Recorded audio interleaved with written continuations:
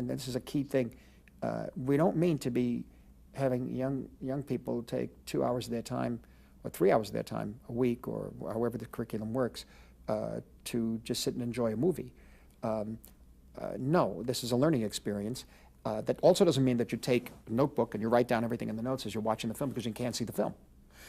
So what you're doing is training the eye and the heart of the student to look at a film in a different way by asking questions and pointing to different ideas, different concepts, suggestions. You're training them to think about a story that's told to you in visual terms in a different way, and to take it seriously. I don't say it's a great film. You can learn more from even a bad film.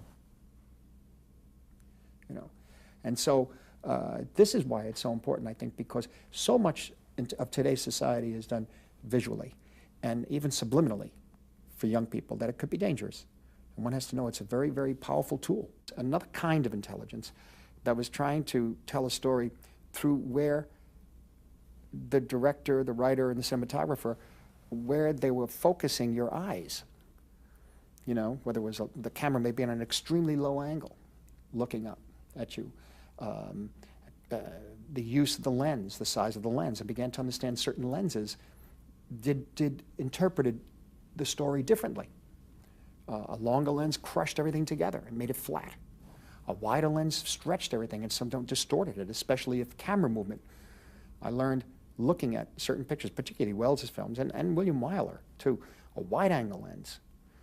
Wyler used his wide-angle lens in a very strong, steady image, but Wells used that wide-angle lens, 18 millimeter it turns out, very often, to move along the walls, and you really felt, I felt as if the camera was flying, as if the story was flying by, you know.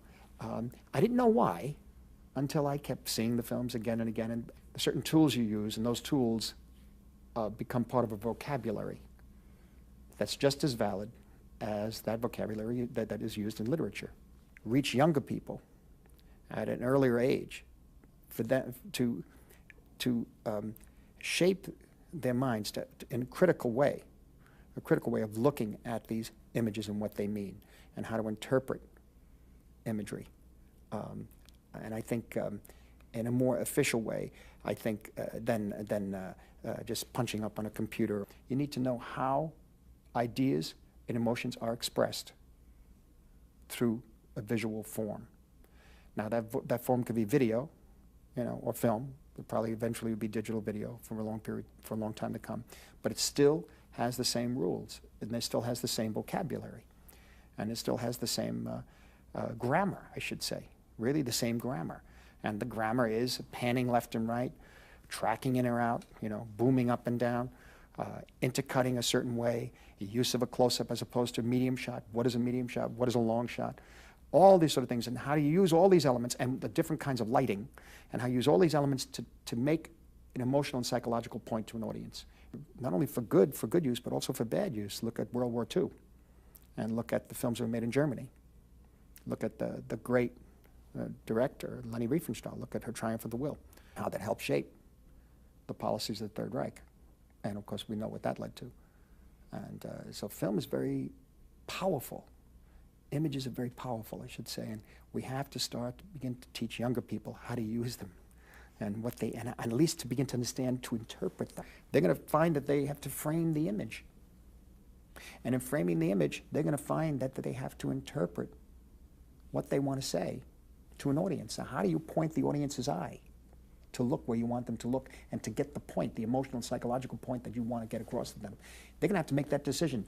The real making of the filmmakers when they look to that viewfinder to tell the story. And I don't mean just telling a story, man goes, you know, boy meets girl, boy loses girl, boy gets girl. No, I mean a story could be a story could be rain hitting a tree, leaves. That could be your story.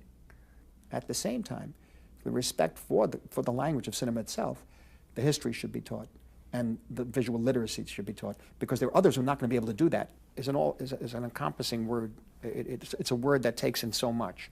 It depends on the world you're depicting. It depends on the audience you're aiming for.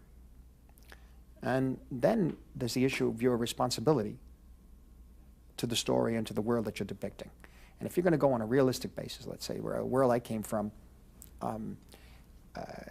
although it was good, hardworking people trying to raise a family respectably, there was a lot of organized crime, and I saw a lot of violence where I grew up. I just saw it. It was part of me. The kind of violence you do, you think is all right, but if everybody else does it, you're criticizing them. But when we're talking about the violence in my films, it's not pleasant. It's set up in such a way that it will do us in as a species if we don't learn about it. I don't put it up there for people to enjoy it, you know.